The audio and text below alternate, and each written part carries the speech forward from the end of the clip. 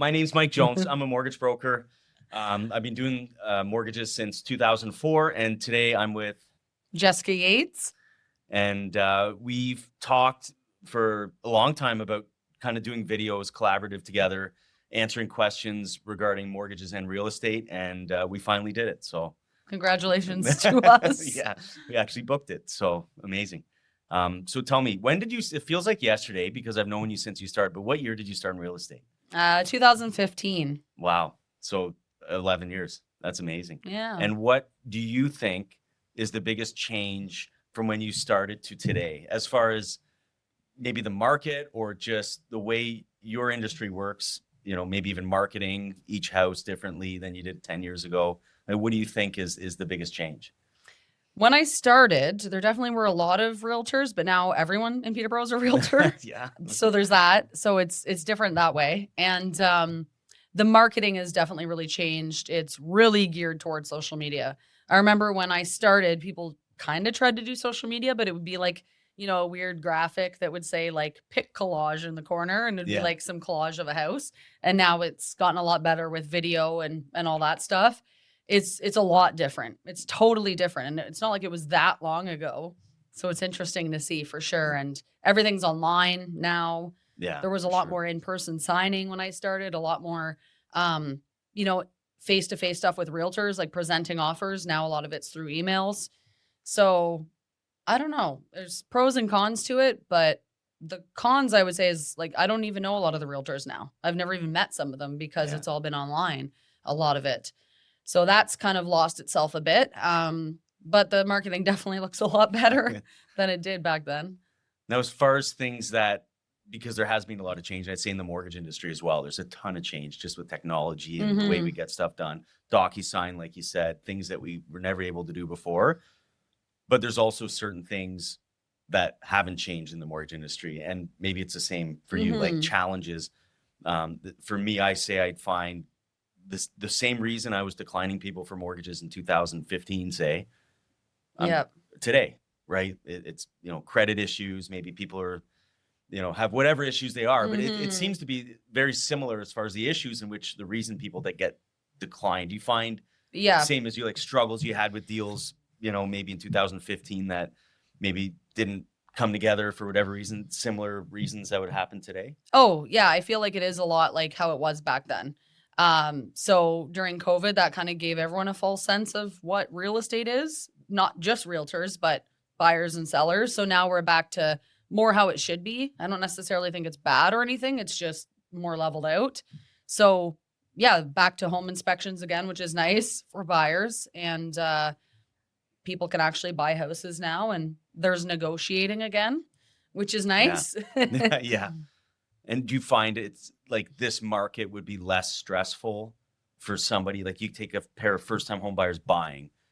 I would think it is on my side of things, and curious on yours. I would assume the same, but is it less stressful for a first-time home buyer buying a house today than it was 5 years ago in the heat of 2021 where everything was multiple offers? Like it's definitely a better time. They couldn't really buy a house a few years ago. So they'd be competing with 10, 20, 30 other people. They would not be able to have any conditions back then during COVID, like, financing, home inspection. They wouldn't be able to do their due diligence. And then if they put those conditions in, the chance of them losing the house was extremely high, not to mention they're competing with so many other people. So it's definitely a lot better than it was back then. And prices, have leveled out and all of that too, which is nice. So yeah. And do you find, I can speak for myself and say that during that 2-3 years of just absolute chaos, it was stressful. Oh yeah. It was very stressful. Like I find each deal is less stressful now than then. Like back 3-4 years ago, to your point where you mentioned no conditions, like we had people buying a house and they'd call and say, I need to know I can buy this house right now. And we didn't get a chance to, get a full blown approval or get all the work done that we had to on a file. And it was almost like, go ahead, good luck. Right. With obviously the knowledge that I don't anticipate any issues are going to happen. We'd pull credit. We'd look at all the income documents. But, and that kind of brings me to something that we can talk about, which is pre-approvals, which is, when you give someone a pre-approval, it doesn't necessarily mean go buy a house and don't put conditions in there. But that's something that a lot of people I find will come and ask me is they'll say, oh, thanks, I'm pre-approved. I'm going to put an offer in. Do I need conditions? Right. Right. So I'm assuming that's something that happens on your side as well, right? Oh, for sure. I'm Yeah. thinking. Some people don't realize that based on their like criteria that they've given you, they should be good, but the bank also has to approve the actual house you're buying Yeah. and they have to look over things. So, what do you feel is the difference between the full blown approval and pre-approval? One thing I'd say with a pre-approval, we have all the information except for the property, Mhm. right? So you're pretty comfortable saying if you find a house that's in good condition, doesn't have any major issues, read the MLS listing. Like a lot of banks read the MLS listing, right? And if it says bring all your tools, it's a real fixer upper, that's going to be a problem. The banks Red aren't flag. looking, it's a red flag, right? So we can pre-approve somebody and I can tell you, go ahead, buy a house, you're good to go. But if you find a house that the bank has any issues with, that opens the door for Mhm. potentially not being able to get financing, depending on what those issues are, depending on what's wrong with the property and all that stuff, right? So, yeah, just because you're pre-approved does not mean to go in without conditions. The other thing is too, and we don't really see it. I don't see this very often right now, but appraisals.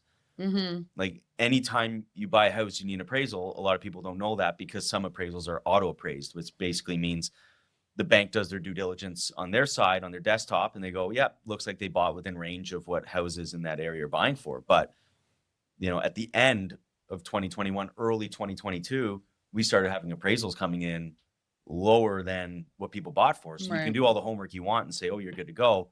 But if the house doesn't appraise, that's a whole other potential issue, right? So, um, and I don't know if you had people, but I did at that time that their thinking was, I need to buy a house because if I don't buy a house, and it'd be like a second home, like a rental, that type of thing.